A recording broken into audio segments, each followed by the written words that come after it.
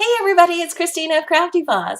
I am so excited about how these two December daily pages came out. I have Shiles728 to thank for the wonderful prompt and a great doggy cookie treat recipe from a book called Eco Dog. I'll put a link in the description box below, both to Shiles728's Flash Challenge, which this is a response to, as well as the book, an awesome book with fantastic recipes for organic treats and dog food and shampoos and all sorts of things. I just had fun. Oh my gosh, you guys. I'm not a big time baker. I mean, my baking really consists of like roasting vegetables, but you know, I'd do anything for my dogs. So when I saw this really simple recipe of just organic baby food and wheat germ, I also got to use these really cute cookie cutters that I've had, gosh, probably for a good 10 years. This is shaped like a poodle for Biscuit, and then this is shaped like just like a regular dog, but I shortened the legs of the cookies so that it would look more like Bandito. And this side of the December daily page, I'm so excited about just playing, and it was all thanks to Sue. She, in her Flash Challenge, suggested that we try stenciling. And she actually said, you know, if you don't have stencils, you could make one. So I decided to use this, one of my favorite punches. This is a Fisker's paw print punch. And so I just punched this out a couple of times on some lightweight chipboard that I had left over. It was like packaging from stickers. So I did that. And then I mixed some latex caulk that you can pick up at any hardware store with a little bit of brown acrylic paint. Used an old gift card and just dabbed it on over the, you know, the exposed areas of the stencil. And I thought it would be really cute to make it look like the dogs were doing the baking and they got the dough on their feet. Isn't that cute? And then what was even more exciting for me was after I did that, of course, I couldn't wait. It was, you know, goopy and wet and everything. So I took my heat gun to it and then it actually puffed up. So there's even more raised texture.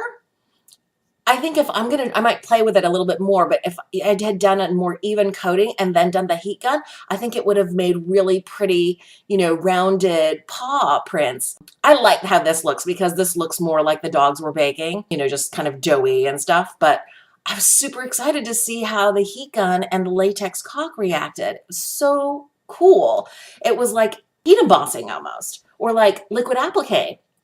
Anyway, super fun. I also got to use some gold and silver washi just to add some sparkle. And I used my Martha Stewart border snowflake punch to reinforce where the rings were for this. And then here I just wrote in some words with my Pitt artist pen, and it just has, you know, gingy dogs. Obviously it's not gingerbread cookies, but it looks like how gingerbread men would look, I think, but in dog form. So I wrote that. Holiday baking. This is the extent of my holiday baking, guys. You're not going to see a lot of baked goods from me other than for doggy treats. And organic baby food, which is what I used, wheat germ, and then I said doggy cookie cutters. I was just, again, so excited about so many aspects of this project. And that's why I had to go onto the second page. This is the first time I've had a day go to 2 pages. And this was worth it because I got to take a really clear picture of the finished cookies. And look how cute that is. I arranged them obviously so that the Havanese and the poodle would be facing each other. And I used that as like the background paper. I just printed it out on white cardstock. And I think that makes a great background paper, right? Cool pattern. And then I decided I was going to make a shaker. I printed it out a little bit smaller. And then I used this awesome Sizzix die. It's this set. It's called I Heart This. And I just used this one. And this is also the first time I used kind of inlaid die cutting. So I cut this whole thing out on black cardstock, and then I had a little scrap of teal that I wanted to use, and then a little tiny scrap of this pink heart pattern paper. So I die cut this lower portion a couple more times and then set the letters in and then put tape behind it. Then I used a little piece of acetate for the top of the shaker.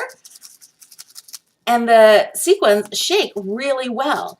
And I think the secret is if you use foam adhesive for the edges, to put a little either like talc or baby powder. I use baking soda all around the edges so that it doesn't stick. It really makes the shaking pieces much, much better. And then I had this little die cut that says holiday baking, which I thought would look cute over here. And then to make a little kind of pocket for so that this could sit in here, I just tied a ribbon and I tied a bow, and then the little tails I taped behind so it forms like a little net to hold that little shaker card. And that's it. That's my 2 pages for this challenge. I had so much fun. I hope you guys are enjoying the holiday season, and I'll see you in the next video. Please give me a thumbs up if you like this. Talk to you soon. Bye.